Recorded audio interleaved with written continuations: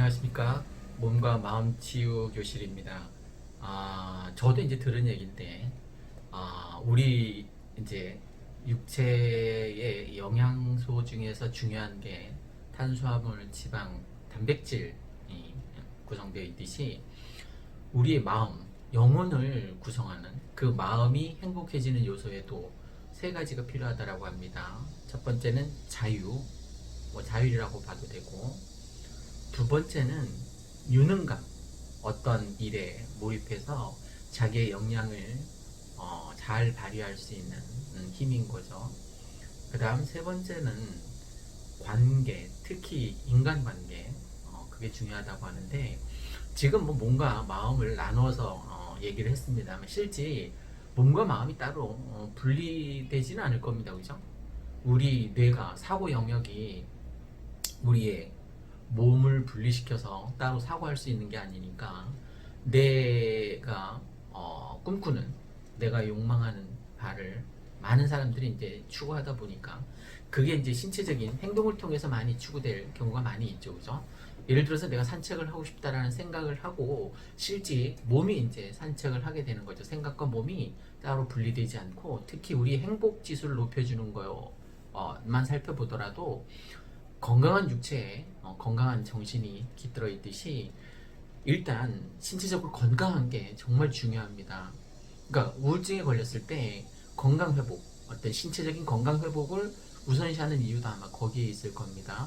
그러니까 그 우울증을 탈피하기 위해서 빡세게 운동하는 거예요. 저는 뭐 탁구를 좋아해서 탁구가 정말 많이 웃는 운동이라서 탁구를 적극 권장하긴 합니다만, 그러면 이제 행복의 3요소 중에서 한번 살펴보도록 하겠습니다. 첫 번째로 꼽히는 게 자유입니다. 그죠? 자유. 우리의 행복이 불행으로 바뀌는 가장 큰 요소는 억압되어 있을 때잖아요. 그죠? 수인들 보면, 교도소에 갇혀 있는 분들 보면 행복 지수가 그리 높지 않잖아요. 그죠? 억압되어 있는, 통제되어 있는 어떤 훈육과 규칙이 정해져 있는 상태이니까 그걸 바라는 사람은 많지 않을 겁니다. 뭐 법원, 병원, 교도소 이런 데는 가는 데가 아닙니다. 가급적이면 안 가는 게 좋습니다. 정년도 없고요. 평생 안 가는 게 좋습니다. 그런 데는 뭐 정신적인 상처를 너무 크게 받기 때문에 아예 안 가는 게 좋습니다.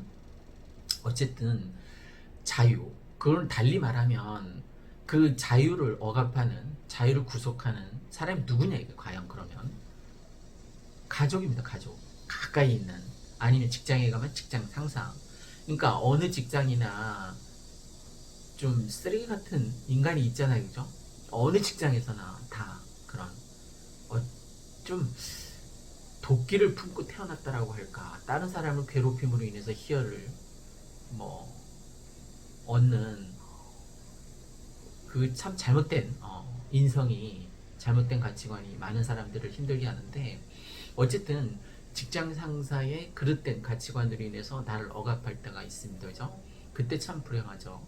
그럼 이제 가족 문제로 돌아와서 남편을 누가 가장 많이 구속하냐? 아내인 거죠.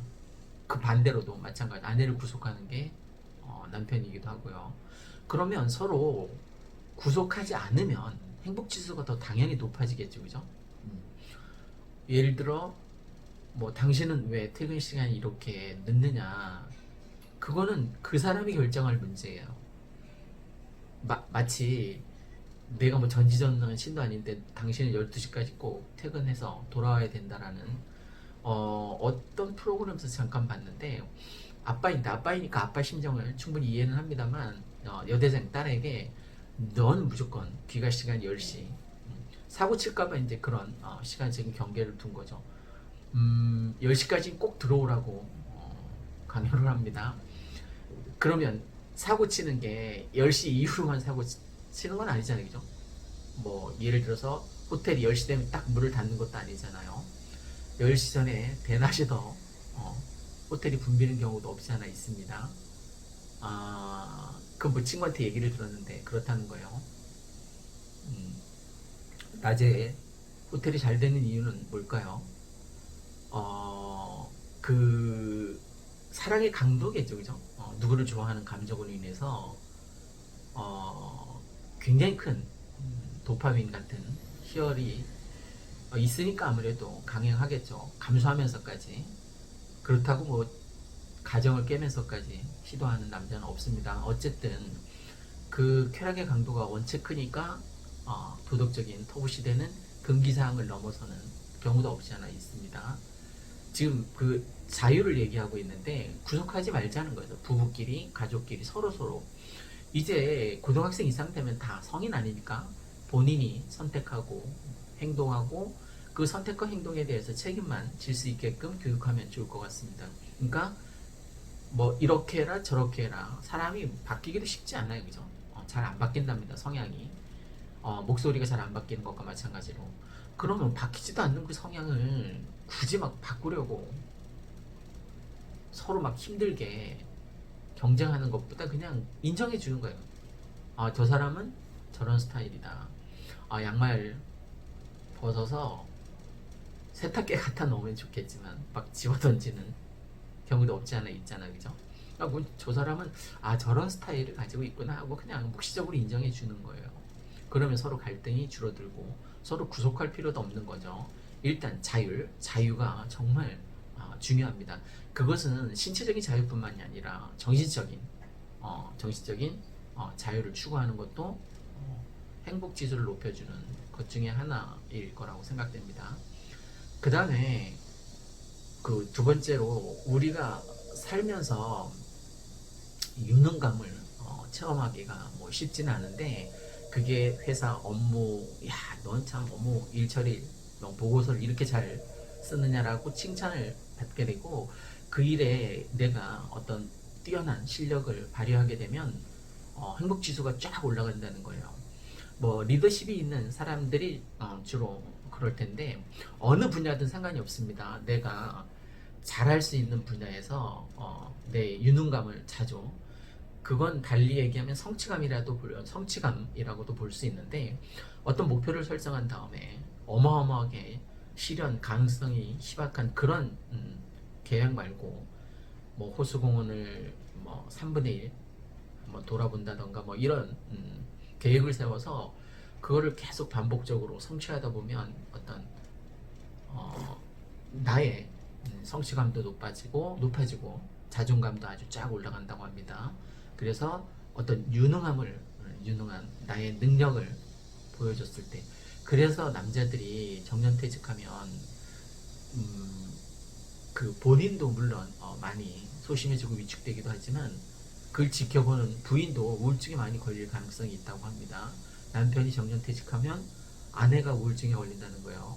삼시세끼 막 차려주고 하다 보니까 그러니까 유능함을 꼭 회사 다닐 때만 그렇게 뭐 다른 사람들한테만 유능함을 베풀지 말고 가족끼리도 제가 며칠 전에 말씀드렸던 제가 열무 얼갈이 물국수를 좋아해서 실제 열무 얼갈이 물김치를 담갔는데 아주 성공적으로 잘 됐다고 했잖아요. 오늘도 냉면을 말아 먹었는데 집에서 만족도가 굉장히 높더라고요. 저도 마찬가지지만 집사람도 어쨌든 가족을 위해서 내 사실 유능한 것도 아니죠. 네이버나 유튜브 보면 그대로 따라하면 되는 거니까 풀 쓰고 뭐 생강도 넣었던 것 같아요. 생강 넣고 마늘도 넣고 그 다음에 육수를 잘 냈던 것 같아요. 뭐 멸치나 아니면 다시마 그 다음에 무 같은 것들을 넣었습니다. 청양고추랑 그래서 좀 매콤하게 육수를 내서 그 국물을 사용했더니 하루 밖에 뒀다가 이제 냉장고에 넣었거든요. 총 3통인데 벌써 한 통을 다 먹어버렸어요. 그만큼 얼마 전에 했는데 한 통을 다 먹어버렸으니까 2주 만에 다 먹었나? 하여간 실질적으로 이런 뛰어난 역량을 발휘하게 되면 유능함을 발휘하게 되면 행복지수가 쫙 올라간다고 하니까 더군다나 뭐 가족을 위해서 발휘하는 거는 정말 대박인 거죠. 그죠? 그리고 또 이 유능함이 언제 발휘돼야 되냐면 돈을 모으고 불리는데 그러니까 사람들은 근로소득만 계속 생각하는 것 같아요. 근로소득이 아니라 저처럼 유튜브를 통해서 광고 수익이 들어오면 불로소득이나 아니면 아파트에 투자를 해서 아파트가 돈을 벌 수 있는 어떤 자본소득 같은 거 그게 정말 중요하다고 했죠. 그죠? 그러니까 그런 나한테 돈이 들어오는 길목을 몇 개씩 이렇게 만들어 놓는 거예요. 그 정말 괜찮은 생각인 것 같아요. 여행이 행복 지수를 굉장히 높여준다고 하지 않습니까? 그래서 그 사람이 연금을 들었는데 매년 1년에 한 번씩 그 가족 여행 가라고 연금 나오는 게 있습니다. 이제 가족 여행 갈 때 이제 넉넉하게 쓸 수 있는 이제 국내 여행 같은 경우 그렇다는 거예요. 해외 여행은 좀 부족하긴 하겠죠. 어쨌든 매년 그러니까 수십 년 전에 그 너무나 잘 들어놓은 거죠, 그죠? 내가 아니라 집사람이 그러니까 매년 가족 여행을 갔다 오라고 그 연금이 나오니까 너무 좋은 거예요. 그러니까 행복 지수를 높여주기 위해서는 지금 뭘 얘기하고자 하냐면 자본소득이 있었으면 좋겠다는 겁니다. 자본소득. 그러니까 나한테 조금 돈이 목돈이 좀 모였다. 그럼 절대 은행에 넣어두면 안 돼요. 그건 손해 보는 일입니다. 까먹는 일이에요. 그러니까 투자라는 겁니다. 투자. 그러니까 얘가 열심히 내가 자는 동안도 일해서 나한테 돈이 들어오게끔 하는 것도 뭐 목이 좋은 상가 입지에 투자하는 것도 매달 나한테 돈이 들어오게 하는 방법 중에 하나겠죠. 어쨌든 자본소득이 있어야 된다는 거예요. 그게 주식이 됐든 주식은 단타로 하면 안 되고 장기적인 안목으로 그러니까 10년 20년 단위로 하시는 게 좋습니다. 그것도 우량주에 묻어놓고 자꾸 들여다보면 그 뭐 정신건강에 안 좋으니까 그냥 몇 년에 한 번씩 들여다본다라고 생각하시면 좋을 것 같아요. 어쨌든 자본 소득이 들어올 수 있게 하는 그것도 유능감입니다. 그죠? 가장으로서 가족들의 어떤 의식주를 이렇게 책임지고 관장할 수 있는 역량. 지금 아파트를 한 채라도 장만하신 분들은 정말 굉장히 자본적으로 유능한 지금 이 열등감에서 벗어날 수 있으니까 빨리 아파트를 장만하는 것도 좋은 유능함 중에 하나라고도 볼 수 있습니다. 자, 유능한 실력은 직장에서만 발휘하지 말고 가족들을 위해서도 충분히 활용했으면 좋겠다라는 거. 대표적인 게 같이 여행을 가거나 아니면 음식을 가족들을 위해서 오늘은 제육볶음을 할 생각인데 글쎄요 뭐 맛있게 될지 그건 모르겠습니다. 뭐 어쨌든 가족들을 위해서 하는 거니까 좋은 거죠 그건. 그죠? 어제는 고등어 무조림을 했습니다. 맛있게 먹었어요. 그 다음에 이제 그 행복을 구성하는 요소 중에 마지막 세 번째 이게 딱 들어맞는 건 아닌데 저도 이제 다른 사람 통해서 이제 알게 된 내용입니다. 관계라는 거예요. 세 번째 중요한 건 여러분 인간이란 단어를 한번 잘 생각해 보세요. 인간 사람이 이제 사이간자를 쓰는 거죠, 그죠? 사람 사이에 어느 정도 적당한 거리가 필요하다는 거예요. 그러니까 왜 대나무가 쫙 길게 굉장히 길게 높게 자라 있지만 중간중간 마디가 있지 않습니까? 그 마디 사이는 비어 있고 그 사이가 이렇게 비어 있는 간격들이 계속 이렇게 띄어져 있는데 그래서 대나무 숲에 가면 그 바람 소리도 아주 묘하고 청량감도 있고 뭐 그랬던 것 같습니다. 그 대나무처럼 간격이 사람 사이도 간격이 있었으면 좋겠다는 거죠. 그러니까 어느 정도 거리를 유지하는 게 거기서 관계라는 거는 인간 관계를 나타내는 거예요. 그죠? 인간. 그러니까 가족과의 관계라던가 회사에서 사원들과의 관계라던가 나를 중심으로 해서 뭐 교회를 간다면 교인들과의 관계라던가 이런 관계가 좋으면 행복하다는 거예요. 그러니까 하다못해 아는 사람끼리 같이 밥을 먹을 때 먹는 것도 굉장히 큰 행복이고 또 거기에 수다를 떠는 건 먹으면서 수다 떠는 건 얼마나 좋겠어요. 그죠?